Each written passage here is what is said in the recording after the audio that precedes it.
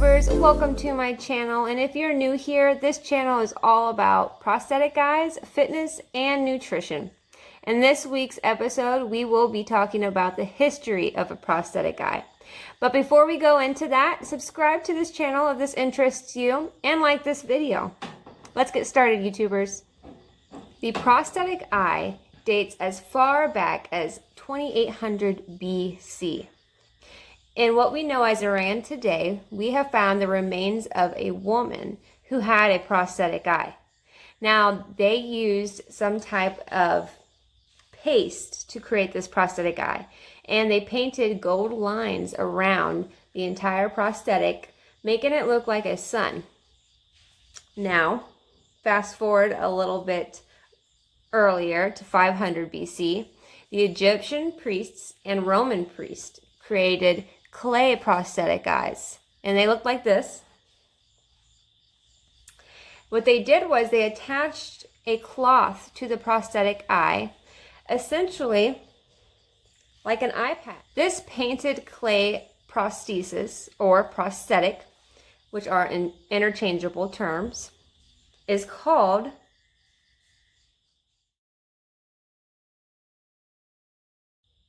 in the 16th century. A Frenchman by the name Ambroise Paré was associated with two different finds. So the first model that he created of a prosthetic eye looks like this. Kind of funky, huh? That prosthetic eye is attached to a rod, and it wraps around your head, and it just sits right there on your prosthetic, where your prosthetic should be inside your eye socket. It just sits on the outside of your eye socket.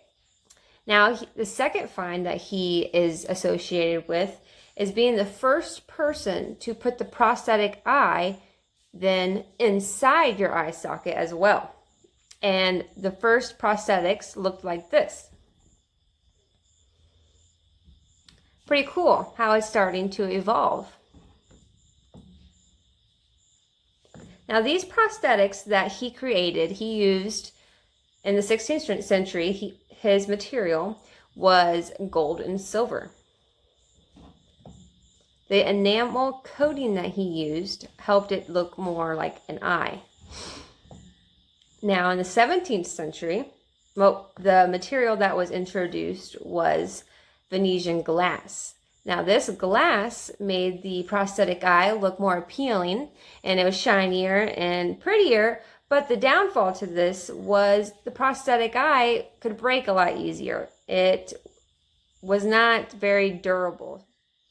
So at the same time that Ambroise Paré was creating these models, we had a private company in Britain do their own prosthetic eyes for a brief period of time. These prosthetic eyes, though, were made from wood and ivory. The users at this time complained of discomfort. Well, no wonder. If I had wood in my eye, I would probably be uncomfortable too. Now, in the 19th century, we had a man named Philip Ritterick. He was appalled by the prices of the prosthetic eye in Paris. So he created and advocated the prosthetic eye industry to go to Germany. He rallied up the glass blowers in Germany and decided to create prosthetic eyes. So essentially, Frederick Ritterick was known for starting the prosthetic eye industry in Germany. Now, with his advocacy and his support and his passion, a man by the name of Ludwig Müller, who was already in Germany, he worked at a glass-blowing factory, creating doll eyes. Ludwig Müller created the acrylite glass eye. Now, this made the glass eye more durable, and we were able to make it thicker.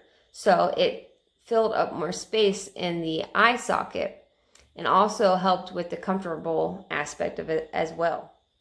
Due to Ludwig Müller's find with this new material, a man by the name of Philip Henry was able to play with the idea of an implant. What is an implant in the eye socket? look at this image right here. Now you can see in the eye socket, you have a sphere or circle in there. And the prosthetic eye actually sits on top of it like this. So it helps fill in all that empty space, making your eye less sunken in. And it helps with the muscles will attach to it. So when you do look left to right, it helps with the motion of your eye, of the prosthetic eye itself. In the 20th century, Germany was at war. And because of this, they actually halted all exports of their products and their goods to different countries. Yes, United States being one of them. What does this have to do with the prosthetic eye industry? A lot. Now that they halted their goods and we could not buy prosthetic eyes through their country, we had no supply. Well, at the same time the World War II was going on, a German dental technician immigrated from Germany to the States. Now, why is that important? In the dental industry at this time, the material that was highly popular is called, for short, we'll call it PMMA. This material was known in the dental industry, like I said. Well, this dental technician from Germany who migrated over to the United States decided to use this material for the prosthetic eyes. This was huge. This material changed the prosthetic eye industry to what we know it as, what it is today. Now, how did it change it? Good question. You are able to custom fit a prosthetic eye to each individual. When before, you had what was called a stock item, which means a customer who needed a prosthetic eye would go into a store and they'd have to pick what was already available. There was no customized orders. There was no forming it to their eye socket. Nothing like that. They had to take what they had, and that was that. Due to the material PMMA being so durable, we were able to develop the orbital implants even further in 1985. This is where a doctor by the name Arthur Perry put a hole in the implant that goes into the eye socket and attached a peg to the prosthetic eye. This is so the prosthetic eye can fit onto the implant itself, helping with the range of motion.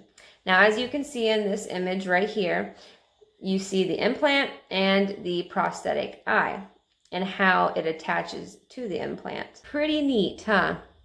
Personally, when I do this, go to left to right, I don't have a whole lot of motion in my prosthetic eye. My prosthetic eye is more just like a contact. If in this picture, it will show you the shape of my prosthetic eye. And I do not have a rod connected to it. So that explains why I don't have as much motion with my prosthetic eye. The reasons why I chose to opt out of this option was because you can also get a lot of bacteria built up in there, causing infections and a lot more problems than you really need to have occurs with that. So I opted out of that. So let's overview what we talked about. The history of a prosthetic eye starts way back to 2800 BC, where we have found in Iran remains of a woman who had a prosthetic eye made out of some type of paste. Now from that we went to the Egyptian times, where they developed a prosthetic eye from clay, and they attached it to cloth and just kind of like an eye patch, but instead they had it to attach to a clay eye-like shape. Now after that is when they started to play with gold, and then they started playing with Venetian glass in Italy and Britain, and then they finally stumbled upon PMMA. It's crazy how everything that happened in the history happened for a reason, and now we have this material where we can custom fit prosthetic eyes to each and every individual, helping with the comfort, helping with the look of it, helping with so much. So that is our short, brief history of the prosthetic eye. It's pretty neat, huh? Now, I will list all of the articles that I used down below in the description of this video. If you liked this video, go ahead and hit the like button and subscribe to this channel if you are interested in prosthetic eyes and fitness and nutrition. Thank you for watching, and stay tuned for next week's episode on how to make a prosthetic eye.